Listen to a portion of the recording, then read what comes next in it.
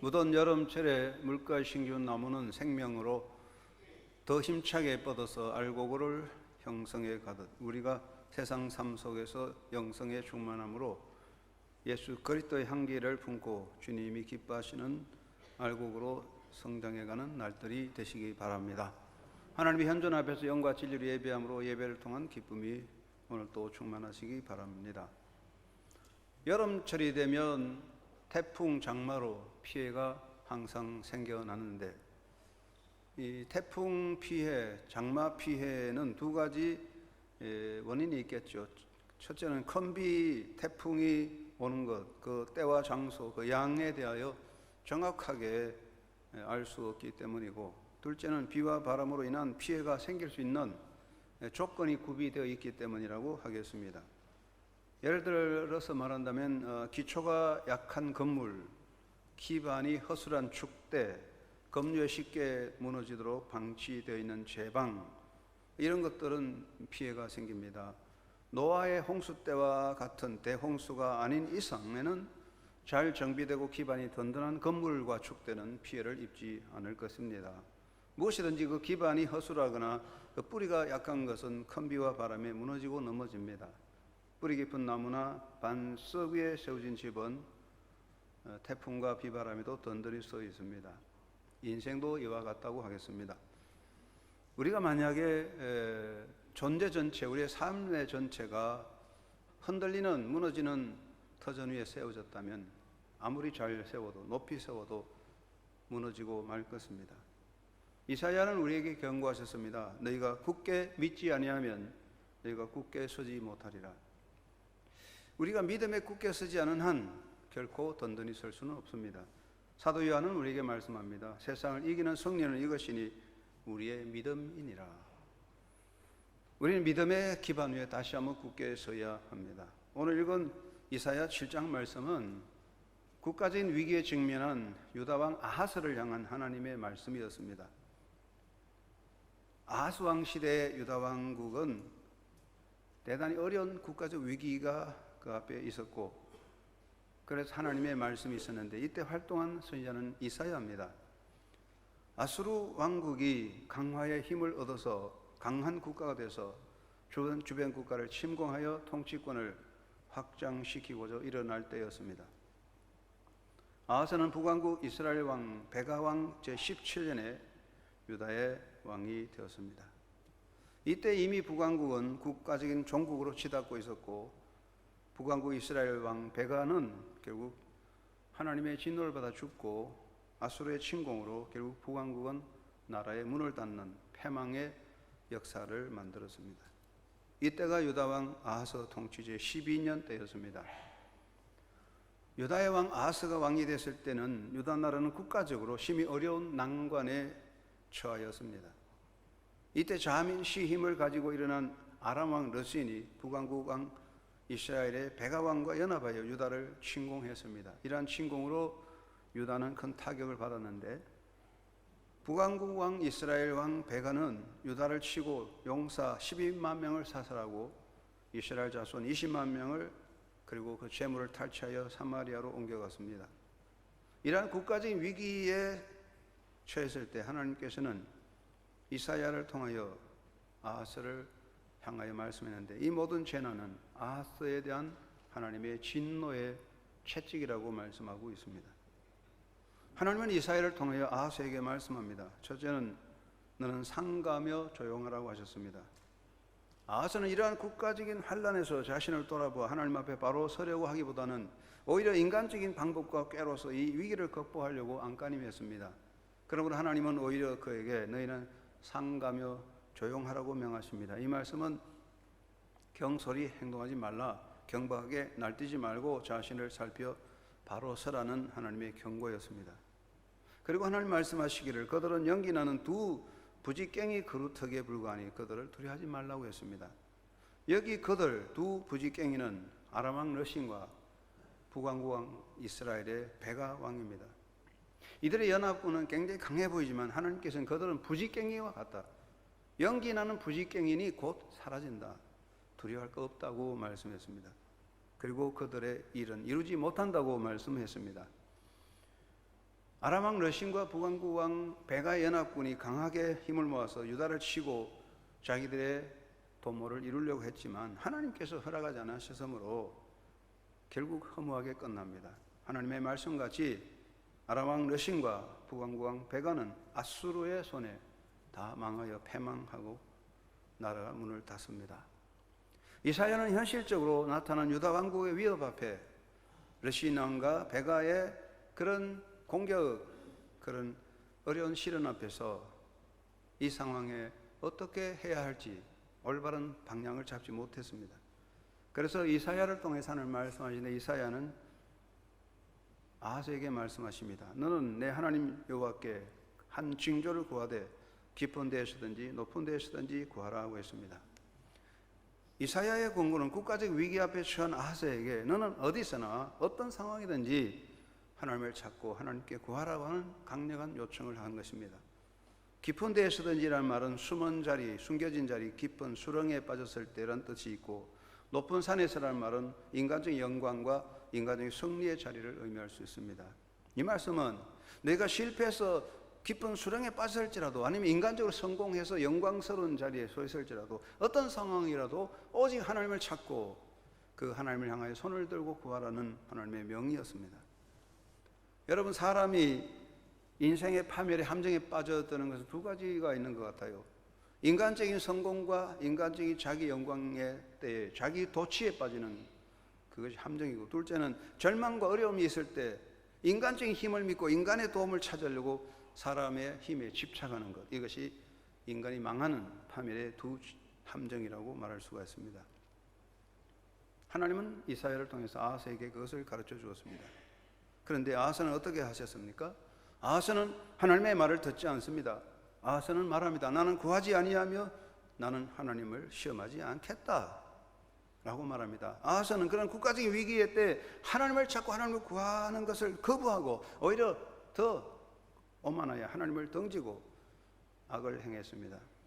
다메섹 신, 이방신 다메섹 신에게 제사를 드리고 하나님의 성전의 기구를 다 부셔버리고 성전의 문을 닫아버렸습니다. 그리고 성전을 아수르 왕을 위하여 개조하고 수리하게 됩니다. 아하스의 왕의 눈에는 하나님이 보이지 않고 오직 아수르라는 막강한 힘만 보이게 되었습니다. 그래서 아하스는 아수르의 힘을 의지합니다. 그래서 이사야는 아하스를 책망합니다.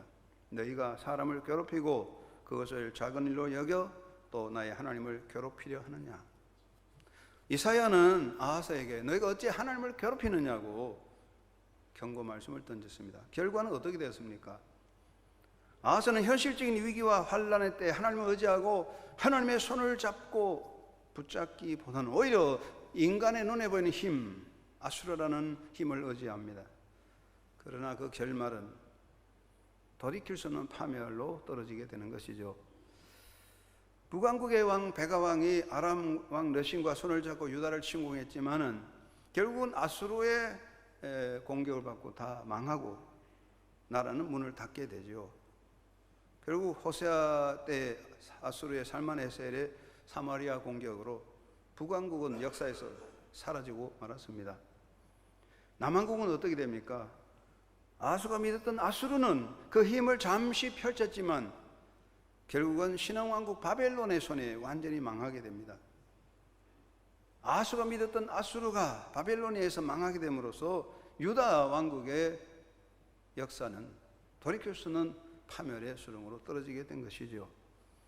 이사야 선지자는 이러한 국가적인 파멸을 예고했고, 그럼에도 불구하고 아하스는 하나님 말씀을 듣지 않고 하나님을 등지고 악을 행함으로 유다 왕국은 회복할 수 없는 파멸로 떨어지게 되고 결국 70년이라는 긴 세월 동안에 바빌론의 포로가 될 뿐 아니라 1000년 이상 동안 나라라는 를 회복하지 못하는 그런 수렁을 헤어나지 못하는 결말에 이르게 되었습니다. 하나님은 우리에게 뭐라고 말씀하십니까? 내가 굳게 믿지 아니하면 내가 굳게 서지 못하리라 말씀하세요. 하나님 말씀하십니다. 내가 굳게 믿지 아니하면 if you do not stand firm in your faith, 너희가 너희 믿음 위에 굳게 든든히 서지 아니하면, 이건 가정법입니다. if 동사입니다. 가정법이죠. 삶에는 가정이라는 게 있습니다. 내일 비가 온다면, 내일 내가 성공한다면 뭐 이런 가정을 할 수가 있어요. 그러나 우리가 많은 가정이 있지만 이 세상에서 정말 우리 마음속에 꿈이라도 가정에 있어서 가정에서 안 될 건 한 가지입니다. 내가 믿음을 굳게 지키지 아니하면, 이겁니다. 많은 가정이 있을 수 있지만 성경은 말하면 네가 굳게 믿지 아니하면, 내가 하나님을 굳게 믿지 아니하면 이 가정은 최악을 만드는 것입니다. 여러분의 마음속에 혹시 꿈속이라도 내가 하나님을 굳게 믿지 아니하면 그런 가정이 생기지 않기를 바랍니다. 네가 굳게 믿지 아니하면 이것을 무엇을 말합니까? 네가 하나님에 대한 믿음에 굳게 서지 아니하면 그런 뜻입니다. 집을 짓는 자의 가장 기본은 튼튼한 기반, 반석, 터전을 닦는 거죠. 터를 굳게 닦지 않고 연약한 기반 위에 높은 집을 세울수록, 집이 높이 올라갈수록 결국은 어마어마한 파멸을 만들지 않겠습니까? 네가 굳게 믿지 아니하면, 이 말은 네가 하나님을 굳게 의지하지 아니하면 그런 뜻이 됩니다. 전문적인 훈련받은 군인은 높은 비행기에서 땅으로 뛰어내립니다. 그런데 아무리 실력 있고 훈련을 많이 하고 200번, 300번 뛰어내린 경험이 있을지라도 자기 실력을 믿고 낙하산을 달지 않고 낙하산 줄을 끊어버리고 뛰어내리면 어떻게 되겠습니까? 결과는 이미 뛰어내린 순간에 정해진 것입니다. 잠수부가 산소 공급의 줄을 끊어버리고 바다에 들어간다면 그럼 어떻게 되겠습니까? 이미 바다에 들어가는 순간에 결과는 정해졌습니다. 성경은 말합니다. 네가 하나님을 굳게 믿지 아니하면 결과는 이미 정해져 있다는 이야기죠. 이 말은 네가 하나님의 명을 따라 행하지 아니하면 이런 뜻도 됩니다. 요즘 우리가 고속도로에 가면 고급 자동차들이 180, 200km 휑 하고 달리는 것들을 볼 수가 있습니다. 자동차 운전하는 사람은 고속도로에서 한번 180km 한번 달려보고 싶은 욕망이 있겠죠. 그런데 고속도로에서 차선도 무시하고 경고판을 무시하고 과속으로 달리는 결과는 어떻게 되겠습니까? 요즘은 철도가 300km, 400km 달리는 기차가 있습니다. 300km, 400km 달리는 기차가 철로, 레일로드를 벗어나면 어떻게 되겠습니까? 결말은 정해져 있습니다. 성경은 이렇게 말합니다. 네가 굳게 믿지 아니하면, 이 말은 너희가 믿음에 굳게 서지 아니하면, 너희가 하나님을 의지하지 아니하면, 하나님 명을 따르지 아니하면 그 결말은 정해져 있습니다. 그럼 뭐라고 말씀하십니까? 내가 굳게 서지 못하리라. You will not stand at all. 모든 일에 절대로 바로 설 수 없다. 결말이 정해져 있습니다. 네가 굳게 서지 못하리는 말씀은 네가 누리는 모든 것이 잠시뿐이라 하는 그런 뜻이 됩니다. 낙하산을 달지 않고 낙하산을 버리고 공중에서 뛰어내리면 잠시 하늘에 자유롭게 날 수 있지만 한순간에 땅에 떨어지면 끝나지 않겠습니까? 우리가 이 땅에 살 동안에 잠시 부귀영화, 명예, 영광, 권세 누립니다. 쾌락도 있습니다. 아주 자유롭게 하나님 무시하고 마음대로 살 수 있는 것 같지만 잠시 하늘에 나르는 사람, 낙하산이 없다면 곧 떨어져 그 육체가 파멸될 것입니다. 정해져 있다는 이야기입니다. 하나님을 향한 믿음에 굳게 서지 아니하면 우리의 모든 존재에 누리는 것은 잠시뿐, 결말은 정해져 있습니다. 그리고 너의 모든 것이 무너진다고 말씀하고 있습니다. 우리는 사는 동안에 자기 집을 짓고 자기 업적을 만듭니다. 자기 업적, 자기 공로, 기업, 소유의 성을 쌓습니다. 살았을 동안에 이것을 누립니다. 우리는 살았을 동안에 이것을 가지고 자유롭게 뭘 할 수 있다고 큰 소리 치지만 결말은 무너지는데, 무너질 것이다가 아니라 반드시 무너진다 라고 말하고 있습니다. 바벨탑의 교훈을 말합니다. 튼튼한 성을 쌓고 우리가 홍수의 멸망을 피하고 우리 이름을 내자고 큰 소리 쳤지만은 한순간에 혼란으로 무너지게 됩니다. 성경은 말씀하십니다. 네가 믿음에 굳게 서지 아니하면 너의 모든 것이 무너진다. 너는 다시 일어날 수 없다고 말씀하고 있습니다. 실패는 성공의 아버지라고 하죠. 우리가 실패함으로 성공할 수 있는데, 그런데 우리가 넘어짐으로 다시 일어나지 않습니까? 어린아이는 넘어지고 일어나서 배우게 되는데, 만약에 그런데 한번 넘어져서 일어나지 못하면 더 이상 희망은 없죠. 나이 드신 분들이 넘어져서 일어나지 못하면 장례식을 해야 됩니다. 우리가 넘어져서 일어나지 못하면 그것이 바로 끝입니다. 성경 말씀하십니다. 너희가 믿음에 굳게 서지 아니하면 너는 다시 일어날 수 없다고 말씀하고 있습니다. 우리는 이 세상의 모든 것이 한순간에 무너지고 다시 회복할 수 없는 결말을 맞이할 수 있는 것이죠. 성경은 말씀하십니다. 너희가 믿음에 굳게 서지 않으면 너는 굳게 서지 못하리라. 오늘 이 말씀이 우리 마음에 꼭 새겨서 성경에 있는 말씀이 아니라 여러분의 마음 가슴에, 마음 바탕에 새겨지는 말씀이 되시기를 주의 이름으로 축원합니다. 한번 따라합시다. 너희가 굳게 믿지 아니하면 너희가 굳게 서지 못하리라. 이 나를 향하는 한번 따라. 내가 굳게 믿지 아니하면 나는 굳게 서지 못하리라. 믿음에 굳게 서는 영성의 삶이 되시기 바랍니다. 무엇보다 믿음의 바탕을 굳게 해야 되겠습니다. 믿음의 바탕을 굳게 하고 그 위에 서야 되겠습니다. 동화에 이런 이야기가 있어요. 여러분 다 아는 이야기겠지만, 한 사람이 배를 타고 가다 파선을 했어요. 그런데 정신을 차리고 나니까 혼자 살았는데 어떤 섬 위에 누워 있습니다. 아이고 살았구나, 안심하고 아유 이제 살았구나 하고 이제 안도의 힘을 쉬는데 섬이 막 움직이는 거예요. 야 이게 왜 움직이냐 하고 보니까 섬이 아니라 아주 큰 고래 덩어리에 이 사람이 누워 있는 거예요. 살았다는 안도의 힘을 쉬는 순간에 그는 깊은 바다로 빠져들게 됩니다. 어떻게 보면 우리가 안심하는 것, 우리가 든든히 서 있다고 자랑하는 모든 세상의 기반은 고래 덩어리와 같은 거 아니겠습니까? 여러분은 지금 어디에 누워서 어디에 서 있어서 이제 안심이라고 큰 소리 칩니까? 예수님 말씀에 한 부자가 내 영혼아 먹고 마시고 쉬자 그렇게 말할 때 주님께서 야 이 어리석은 사람아 그랬습니다. 우리는 올바른 바탕, 믿음의 바탕에 굳게 서야 할 것입니다. 지금 우리가 서 있는 바탕에 두 가지 아주 위험한 흔들리는 허구의 바탕이 있습니다. 하나는 사회주의라는 헛된 바탕입니다.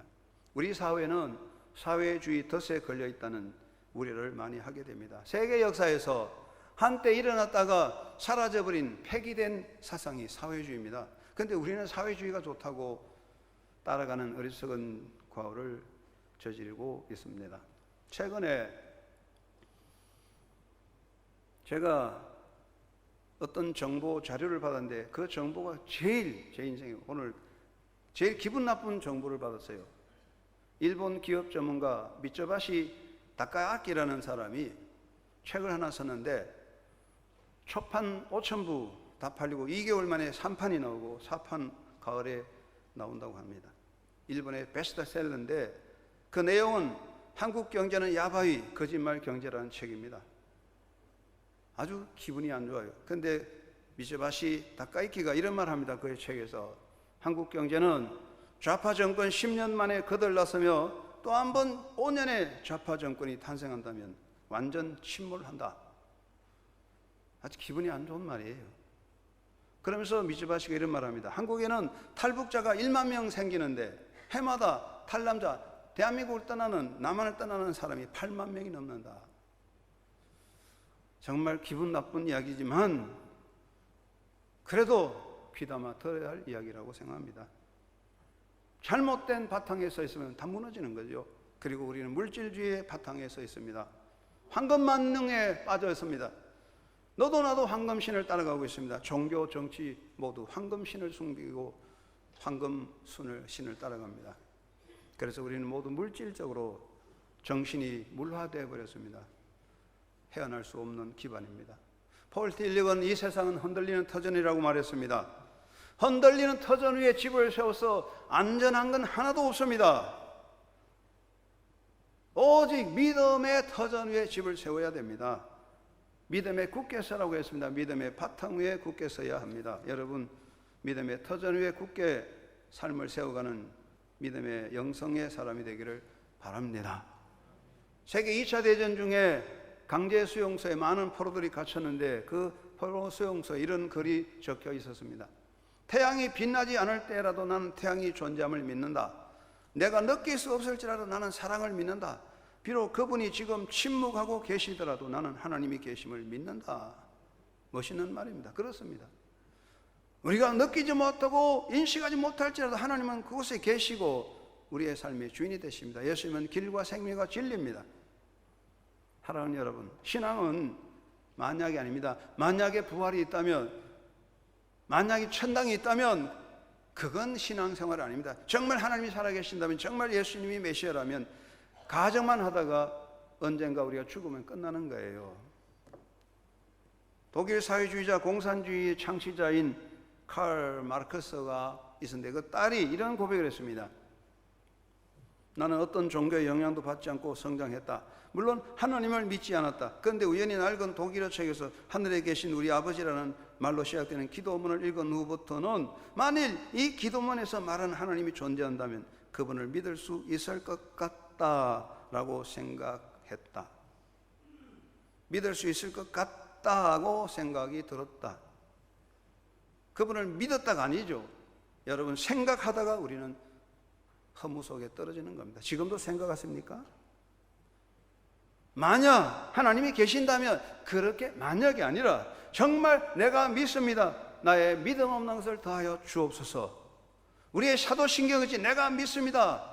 I believe 정말 믿습니다. 절대적인 믿음의 터전 위에 더 이상 의심할 수 없는 믿음의 터전 위에 굳게 서서 주님 앞에 설 수 있는 여러분 되기를 주의 이름으로 축원합니다.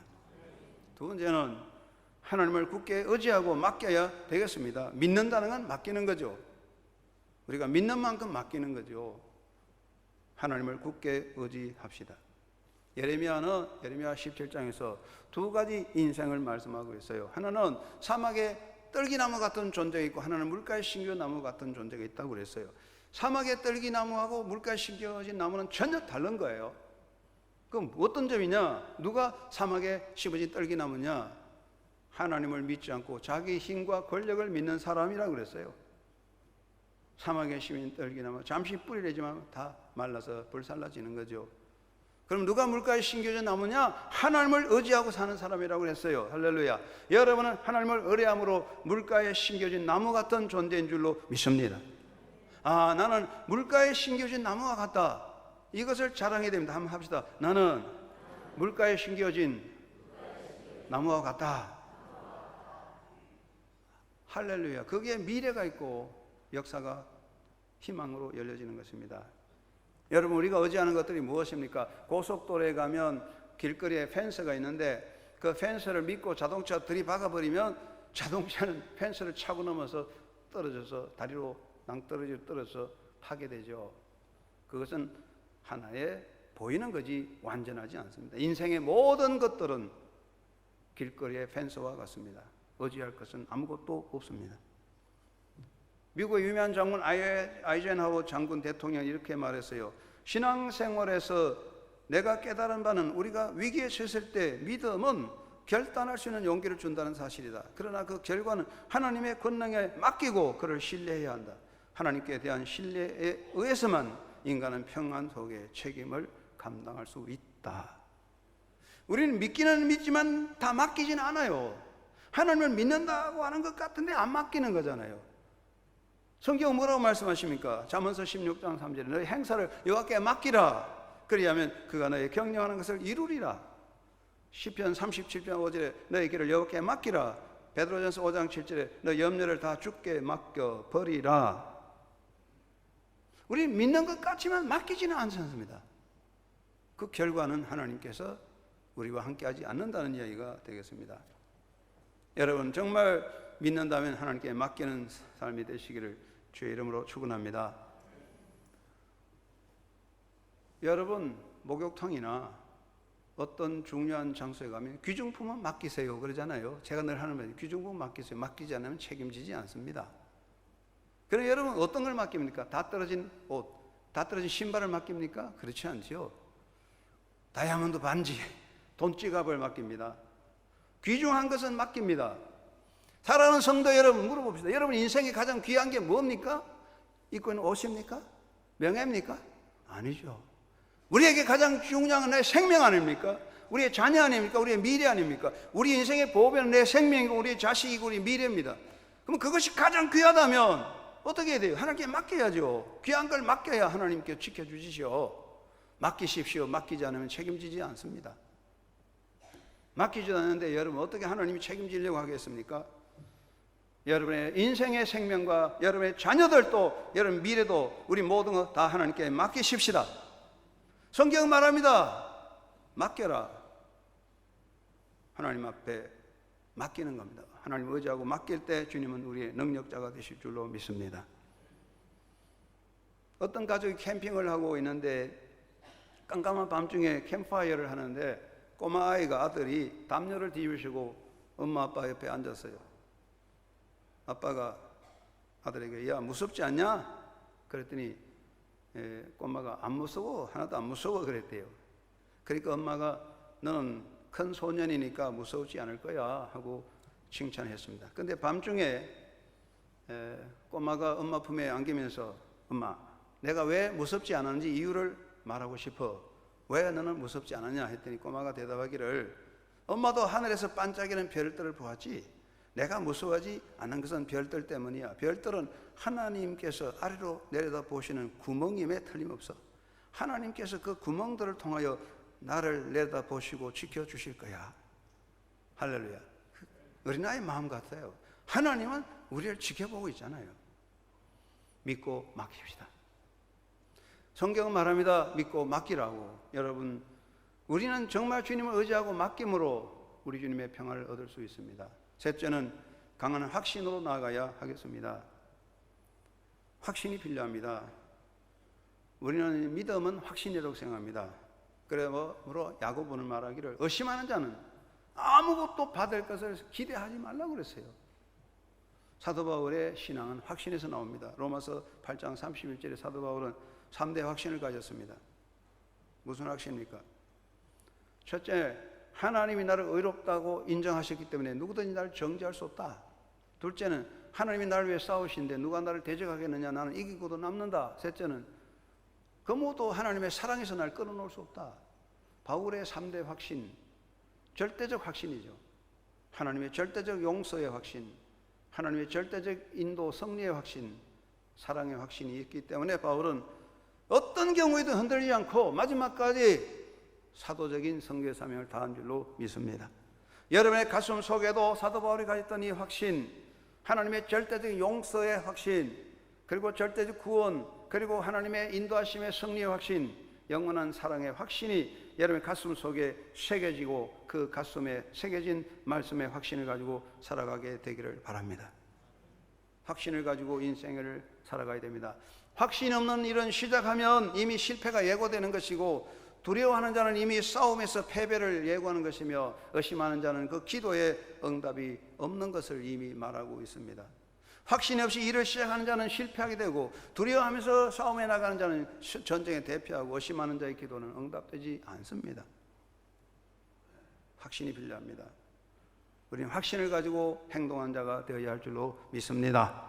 일본 기독교 교육자이면서 국회의원 훌륭한 지도자 중에 니토베 박사가 있는데 미국에 잠시 체류할 때에 어느 날 학생이 찾아와서 이렇게 물었대요. 저는 이번에 기독교를 버렸습니다. 기독교는 믿을 필요가 없는 종교입니다. 그래서 니토베 박사가 그 청년을 쳐다보면서 이렇게 말했어요. 자네가 기독교를 믿을 수 없는 행동을 했기 때문에 그 같은 소리를 하는 것이 아닌가. 그랬더니 그 학생이 찔리든지 자기를 돌아보고 반성했다는 이야기가 있어요. 우리 마음에 확신이 없는 것은 믿음의 행동, 확신을 가진 행동이 없기 때문입니다. 한 친구가 파스칼을 찾아와서 나는 자네의 믿음을 가지고 자네같이 믿음으로 살고 싶네 그랬대요. 그러니까 파스칼이 대답하기를 만약 자네가 나같이 산다면 자네도 나 같은 믿음을 가지고 살 것이 분명하다 그랬대요. 우리가요 믿는다는 건 입에 있지 행동으로 나타나지 않을 때가 너무 많아요. 믿음 속에 불신이 있고 믿는다는 말 속에 의심이 가득하고 있지 않습니까? 여러분 믿음의 확신을 가지고 승리의 확신을 가지고 달려가시길 바랍니다. 예수님 뭐라고 말씀하셨나요? 왜 의심하느냐? 믿음이 적은 자요. 왜 두려워하느냐? 믿음이 적은 자여라고 말씀했어요. 우리의 마음속에 확신이 약해지고 흔들릴 때 우리의 존재가 흔들리는 것이죠. 그래서 우리 존재를 무너지는 가장 심각한 것은 상황이 아닙니다. 외적인 상황이 아니라 우리 마음속에서 일어나는 의심, 불신입니다. 내 마음속에 어떤 의심도 불신도 자리 잡지 않도록 오직 주님에 대한 확신을 가지고 달려가는 성도가 되십시다. 하나님 말씀하십니다. 너는 두려워하지 말라. 내가 너와 함께한다. 너는 놀라지 말라. 나는 너의 하나님이다. 이 확신을 가지고 두려워하지 말고 놀라지 말고 하나님을 붙잡고 그 확신 속에 달려가는 신앙자가 되어야 할 줄로 믿습니다. 제가 읽은 이야기 중에 감동적인 이야기가 있습니다.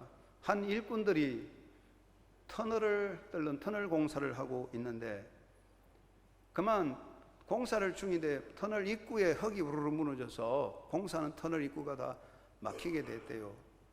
그러니까 밖에 있는 인부들이 총동원해서 모든 기계 도구를 다 동원해서 그 무너진 흙더미를 다 치우고 터널을 입구를 열어놓았습니다. 그 놀랍게도 터널 입구를 열고 보니까 그 안에 있는 사람들이 터널 입구가 흙이 무너져 막혔음에도 동요하지 않고 계속 자기 일을 계속하고 저녁 때 밥을 먹고 작업을 계속하고 있었다는 거예요. 그 어떻게 터널 입구가 무너졌는데도 그렇게 자기 일을 할 수 있었느냐? 물론 그 사람들이 대답합니다. 터널 입구에 흙이 무너져서 입구가 막혔지만은 밖에 있는 사람들이 분명히 우리를 도와주려고 그 공사를 해서 그 모든 흙을 다 치우고 막힌 문을 열 거니까 우리가 뭐 걱정할 거 있냐? 우리는 우리 할 일을 했을 뿐이다. 그렇습니다. 우리가 터널 속에 갇혔을지라도 밖에 있는 사람들이 최선을 다해서 터널을 열어준다는 믿음이 있다면 터널 속에 갇혀도 걱정할 건 없지 않습니까? 터널 속에 갇힌 것이 문제가 아니라 절망이 문제입니다.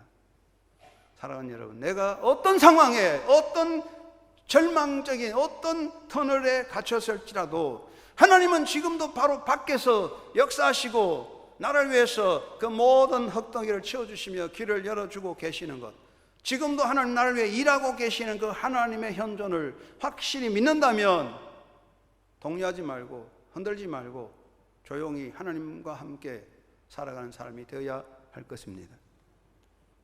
모세가 뭐라고 말씀했습니까? 이스라엘 백성을 향하여 놀라지 말라, 동요하지 말라, 가만히 있어라. 하나님이 우리를 위해 싸우시리라. 놀라지 말고 동요하지 마십시오.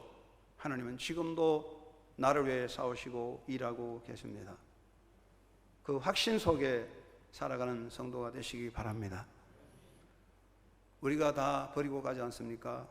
하나님 앞에 남을 건 하나도 없는데 무슨 명예, 권세 자랑할 건 없어요. 여러분 한영교회 성도 여러분 하나님 앞에 설 때에 너 참 공부 많이 했다, 너 정말 똑똑하다, 뭐 권력을 많이 가졌다, 그런 거 아니라 우리 주님 앞에 설 때 내 믿음이 크다. You have a great faith. 너는 참 큰 믿음을 가졌구나. 그 칭찬을 받는 한영교회 성도들 되기를 주의 이름으로 축원합니다. 하나님 아버지,